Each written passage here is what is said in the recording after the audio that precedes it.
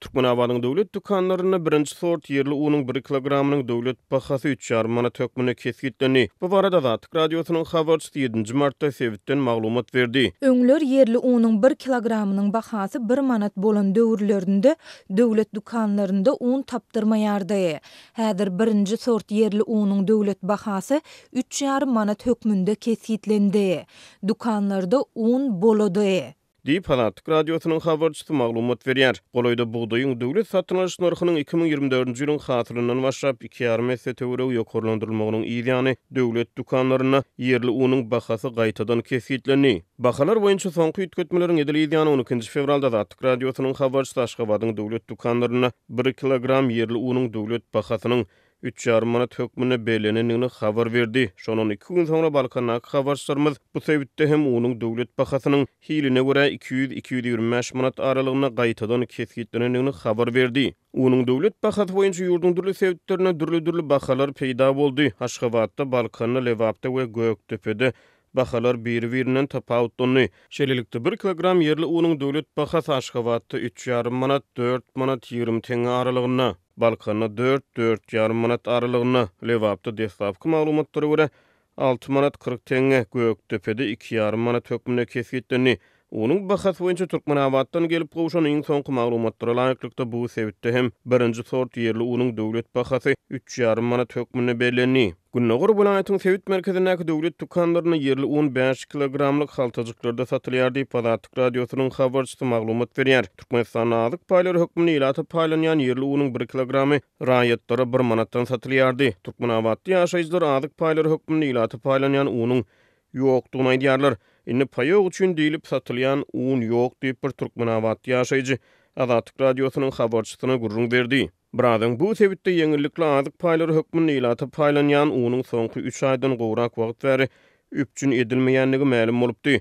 3,5 manatdan satylýan un hil taýdan Türkmenabatda çörek satyjylaryny kanagatlandyrmaýar. 3,5 manatlyk unyň hamyry tamdyrda durmaýar. Hamyr edip tamdyra ýapanyňda çörek tamdyrda durmaýar. Diýip bir çörek satyjy Azatlyk radiosynyň habarçysyna gurrun berdi. Şeýlede birinji sort yerli unlar döwlet dükanlaryna agramy 5 kilogram bolan haltajyklara bölünip satylýar. Hojalyklar köplenç un satyn alanlaryna 50 kilogramlyk haltalarda satyn alýardy. Ýöne täze sewda tejribeleri un haltalarynyň hem ýuwaş-ýuwaşdan kiçilýänligini görkezýär. Tewda tekçelerine Gazagystanda öndürilen unlar hem alyjylara hödürlenýär.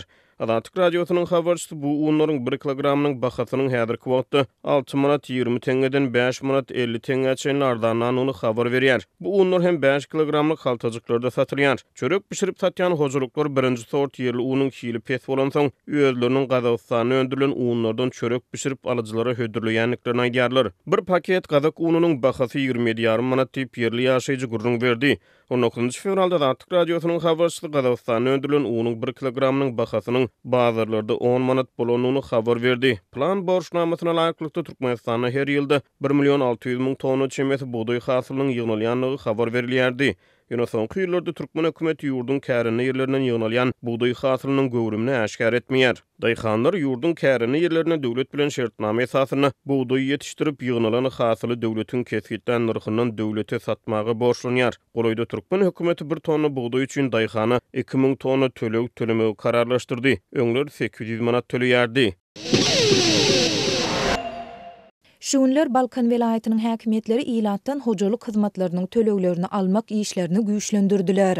Türkmenbaşy şäheriniň ýaşaýjylaryna hojalyk hyzmatlar üçin tölegleri tizden tiz geçirmediklerin tok we suw üçünçülükleriniň kesiljekdigi duýdurulýar. Bu barada Azatlyk radiosynyň habarçysy 7 martda sebitden maglumat berdi.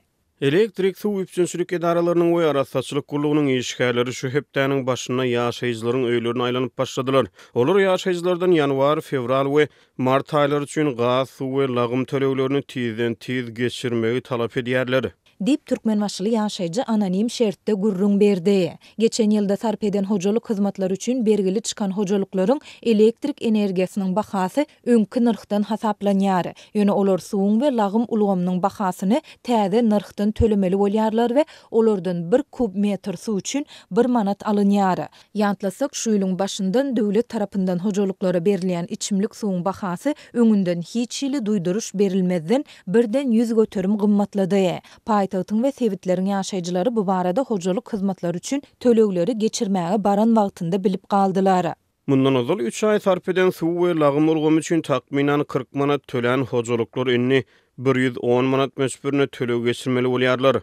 Dip yerli ýaşaýjy aýtdy. Şäheriň elektrik, suw üçünçülük edaralarynyň we arasaçylyk gullugynyň işgärleri ýaşaýjylara tölegleri tiz geçirmedikleriň tok we suw üçünçülükleriniň kesiljekdigini hem duýdurýarlar. Elektrik we suw edaralarynyň bir näçe işgäriniň anonim şertde habarçymyzda aýtmagyna görä, özleriniň şeýle haýwatlary atmagyna ýaşaýjylaryň tölegleri öz wagtynda geçirmezligi sebäp bolýar. Şol bir wagtda ýaşaýjylaryň ençemesi tölegleri wagtynda geçirmezliginiň sebäbini ýaşaýyş durmuş şertleriniň gün saýyn agyrlaşýandygy, tölegleri geçirmäge maddi mümkinçilikleriniň ýokdugy bilen düşündirýär.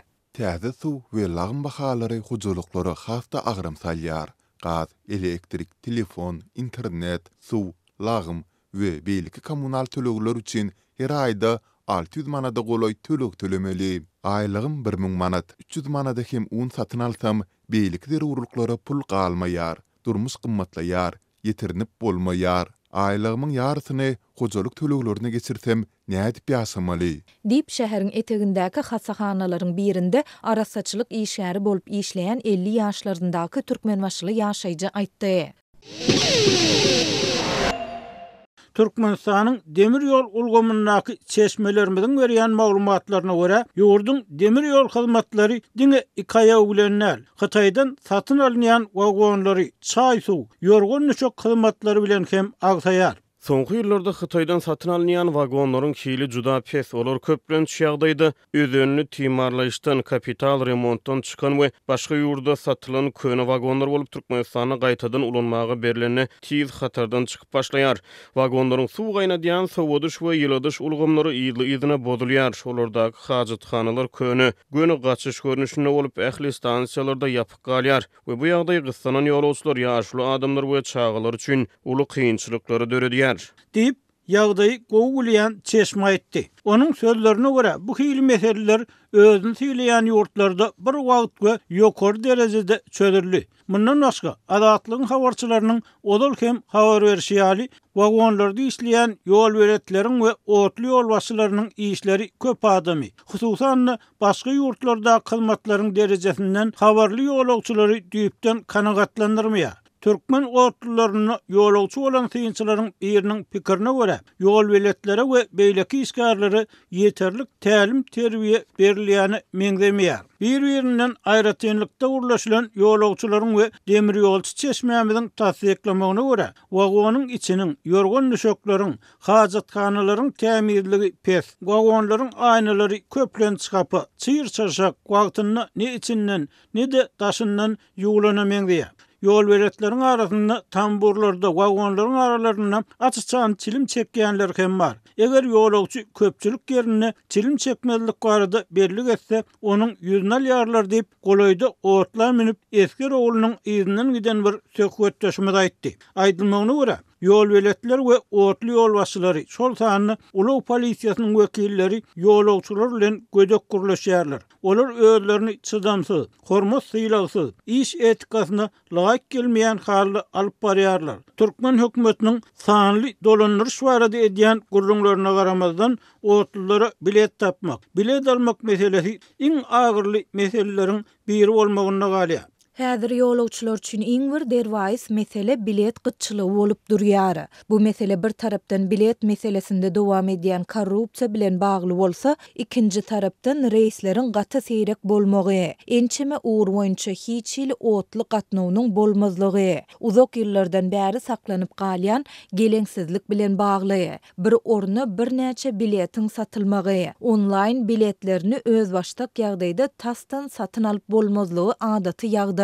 Deyip adatlygyň bir söhbetde aýtdy. Onuň sözlerine görä, islegiň, talabyň uly bolmagy, häkimetleriň emele gelen ýagdaýa bilkastan göz yummagy, para peşkeşi, araçylaryň hyzmatyna giň ýol açýar.